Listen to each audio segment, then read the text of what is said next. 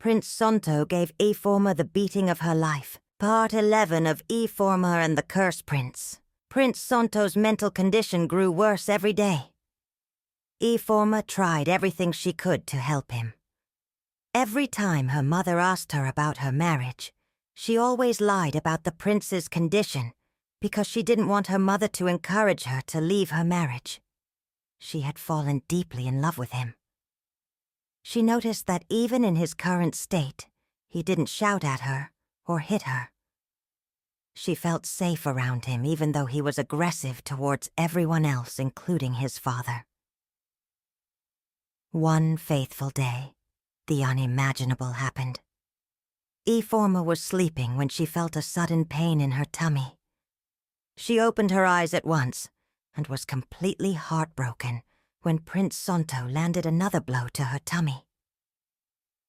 The pain from his punches wasn't the only thing that hurt her. It was the statement he made each time he threw a punch. "Stop hitting her. Stop hitting her." He kept saying these words and even punched himself, but nothing he said or did to himself stopped him from hurting the woman he loved. IFEOMA screamed out and guards came to her rescue. This incident happened again. She was alone in her mother's sitting room when the door flung open, and Prince Sonto charged into the room. Before she could say anything, he started throwing punches at her tummy until she collapsed.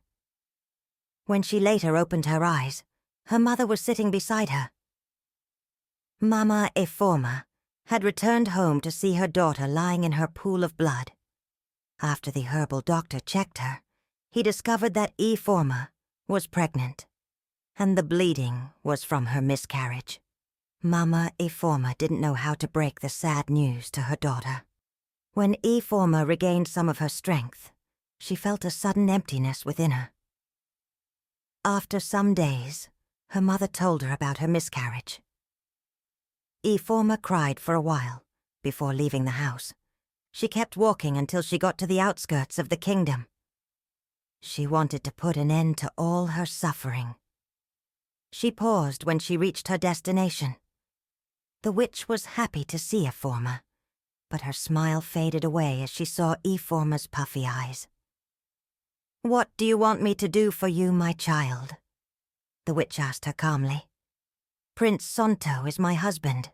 Please free him of his curse," IFEOMA begged.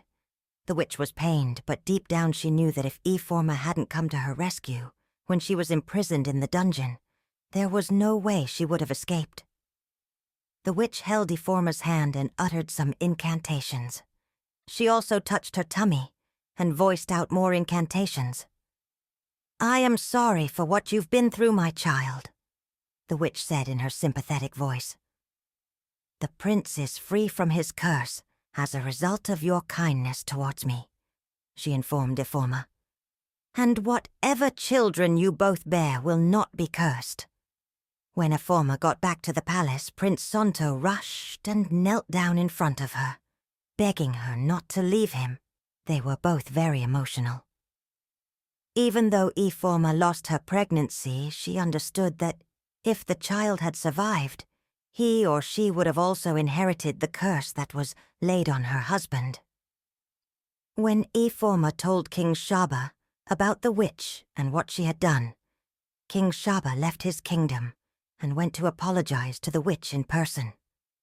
After some months, IFEOMA took in and gave birth to a bouncing baby girl. King Shaba carried his granddaughter with so much pride. Prince Sonto became an overly protective father to his daughter as she grew. His mind was not in the throne, as he didn't have a male heir. He was contented with his wife and daughter. Meanwhile, IFEOMA got pregnant again and gave birth to a baby boy on the day King Shaba passed away. People said King Shaba reincarnated and became Prince Sonto's son. It's funny how the birth of a female child can't be compared to the birth of a male child. Prince Sonto was crowned the new king, and IFEOMA became a queen. They both ruled Ota with wisdom and love. I hope you've enjoyed this story. I will be posting stories on my YouTube channel.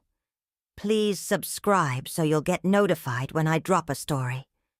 And thanks for all your support and for watching.